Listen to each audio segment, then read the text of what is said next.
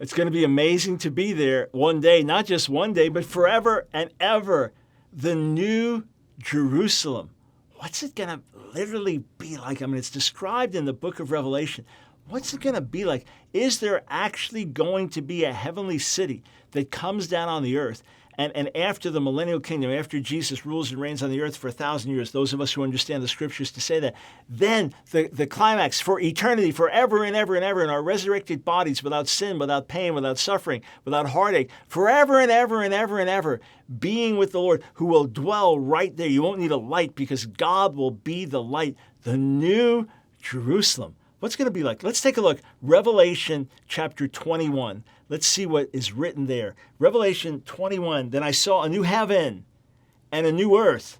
For the first heaven and the first earth had passed away, and the sea, which represents trouble and conflict and demonic powers, the sea was no more. Instead, John sees the new Jerusalem, a city coming down from heaven like a bride adorned for her husband. Now, I know Revelation is filled with symbolism.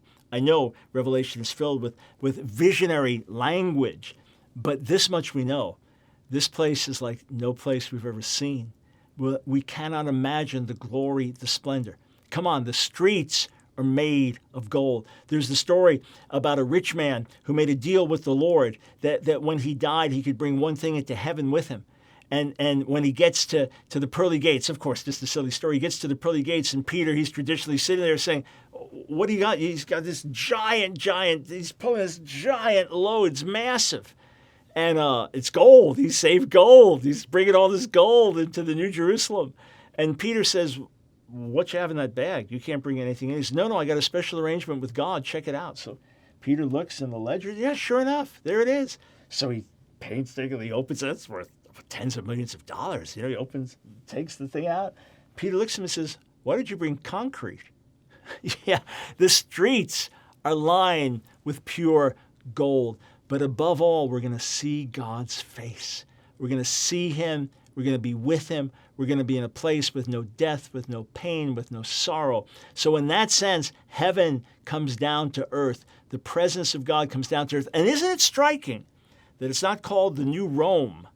And it's not called the new anything else, any of the other important cities in world history or in church history, the new Constantinople. No, it is the new Jerusalem. God's going to finish things where they started, and it is to an earthly Jerusalem to which Jesus, the Messiah, will one day return.